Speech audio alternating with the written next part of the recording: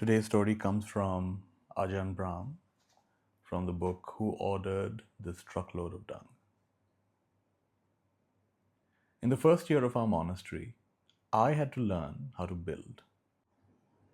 The first major structure was a 6 toilet and 6 shower block. So I had to learn all about plumbing. In order to learn, I took the plans to a plumbing shop, laid the plans on the counter, and said, "Help." It was quite a large order. So the man at the counter, Fred, didn't mind spending a little extra time explaining what parts were needed, why they were needed, and how to glue it all together.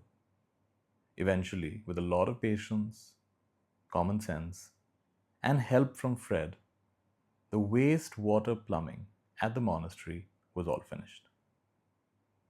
Our local council's health inspector came, gave it a stringent testing, and it passed. I was thrilled. A few days later, the bill arrived for the plumbing parts. I asked for a check from our monastery treasurer and sent it off with a letter of thanks, especially to Fred for helping us start our monastery. I did not realize at the time that such a big plumbing firm with many branches across Perth had a separate accounts department. My letter was opened and read by a clerk in that section who was so stunned at receiving a letter of praise that he took it directly to the manager of accounts. Usually, when accounts receives a letter along with a check, it is a complaint. The head of the accounts department was also taken aback, and he took my letter straight to the managing director of the whole company. The director read the letter and was so pleased that he picked up the phone on his desk, rang Fred at the sales counter of one of their many branches, and told him about the letter on his mahogany desk. "This is the sort of thing we are looking for in our company, Fred. Customer relations.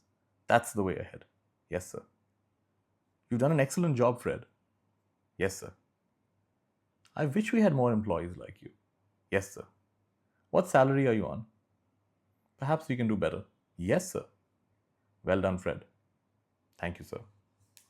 As it happened, I went into the plumbing shop an hour or two later to change a part for another job. There were two big Aussie plumbers with shoulders as wide as septic tanks, waiting for service ahead of me. But when Fred saw me, he said, "Brahm," with a big smile, "come here." I was given VIP treatment. I was taken around the back, where customers are usually not supposed to go, to choose the replacement part that I needed. Fred's buddy at the counter told me about the recent phone call from the managing director. I found the part that I needed. It was bigger and much more expensive than the part I was returning. "How much do we owe you?" I asked. "What's the difference?" With a smile from ear to ear, Fred replied, "Brahm, for you, there's no difference." So that's the story, and it's about the power of appreciation, the power of praise. And of course, Ajahn Brahm didn't give praise with a desire to receive something, but it really touched this person's life, and it made him feel acknowledged and appreciated for the work that he does. So, what I like about the story, it's a reminder for all of us that we don't have to wait.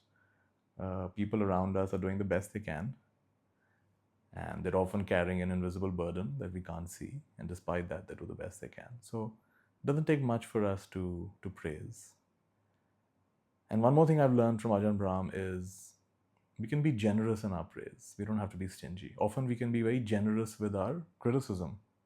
And there's no time limit. When we're criticizing, when we're complaining, we can go on and on and on when we're upset about something. But usually when we praise, there can be a kind of stinginess there. "Oh, good job. Well done. Liked it. And it's okay to expand on that. What did you like? How did it affect you? What exactly did they do that you appreciated? So, to be generous in our praise, to be specific in our praise, to share how what the person did impacted you, made things easier for you, how it even put you in a healthier, happier, better state. This is really powerful. And then also when you're specific, people understand what exactly they did that you liked. So it's called the 15-second rule of praise. Don't praise for less than 15 seconds. And that's about 3 to 4 sentences. Great, that's the story for today. It's about the power of spontaneous, heartfelt appreciation.